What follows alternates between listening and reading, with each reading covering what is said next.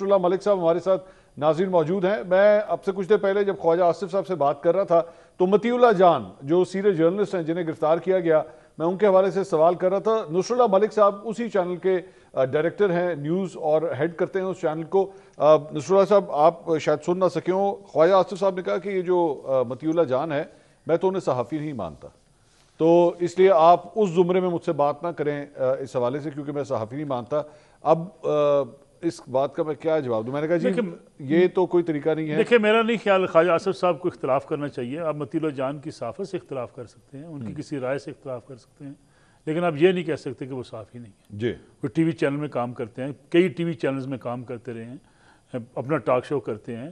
یہ ان کے کسی آپ نظریے سے، ان کی کسی بات سے آپ اختلاف کر سکتے ہیں، اور نہ ہی اس طریقے سے ان کی گرفتاری ہونی چاہیے. سچی بات ہے، ہم اس کی مذمت بھی کرتے ہیں، اور کسی بھی صحافی کی گرفتاری یا اس کے خلاف مقدمات کی ہم سب کو مذمت کرنی چاہیے. بالکل اسی طریقے سے شوکت صاحب نے کہا، دیکھیں اگر ایک شخص بھی، تعداد کو چھوڑ دیں، منصور صاحب اگر ایک شخص بھی اسلام آباد میں پی ٹی آئی کا، آپ کا، میرا دوست بھائی، رینجر سے، پولیس سے، کسی بھی طبقے سے اگر اس کی جان گئی ہے تو ہم سب کے لیے افسوس اینڈ وائس ورسا.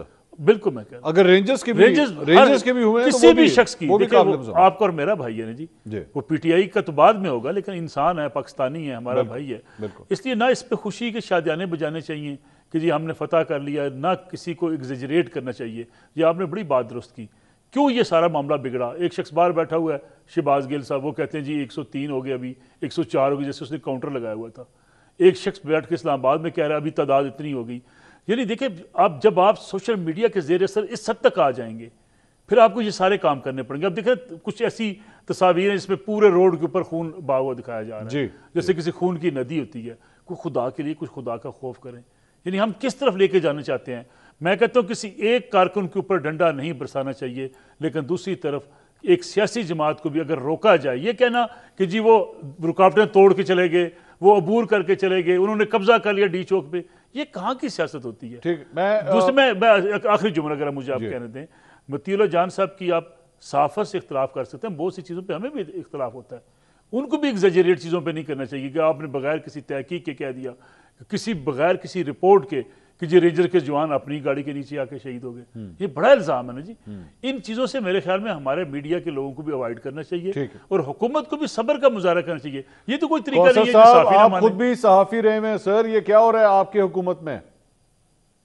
سب سے پہلے تو شوکت یوسفزئی صاحب نے کہا جی کہ کس طرح کے لوگ آگے ہیں یہاں پہ بیٹھے ہیں، تو ان کو عادت پڑی ہوئی ہے ان لوگوں کی کہ جن کا نا their only aim to defame the state of Pakistan, اس کے علاوہ کوئی نہیں ہے. ابھی یہ کیا کہہ رہے ہیں جی، میسیکر اسلام آباد کے نام سے ٹرینڈ بن کے چل رہے ہیں، ریاست پاکستان کو پوری دنیا میں بدنام کیا جا رہا ہے، رینجرز اور پولیس کے لوگوں کو ان کے انتشاری شہید کر کے بنگڑے ڈال رہے ہیں.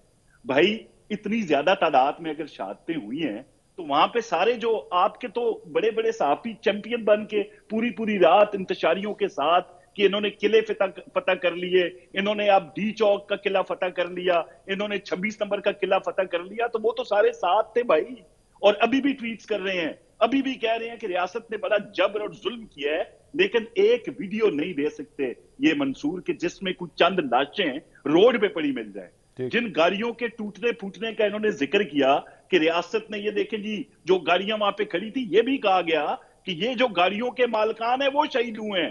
اگر وہ شہید نہ ہوتے تو اپنی کروڑوں کی گاڑیاں چھوڑ کے نہ گئے ہوتے. بھائی جب علی امین اور بشرا بی بی وہاں سے بھاگی ہیں، ان کی گاڑی پہ ڈنڈے برسائے گئے، انہی لوگوں نے جب دیکھا کہ ان کے لیڈر بھاگ گئے تو انہوں نے وہ گاڑیاں توڑی، جس کا الزام لگ رہا ہے ریاست کے اوپر. تو بھائی یہ جو معاملات ہیں ایسے نہ کریں، لوگوں پہ ڈائریکٹ ذاتی حملہ نہ کریں جس طرح آتے ہی انہوں نے مجھ پہ حملہ کر دیا کہ بھائی اس طرح کے لوگ اگر سیاست میں آئیں گے، آپ کو کیسے لوگ سیاست میں چاہیے؟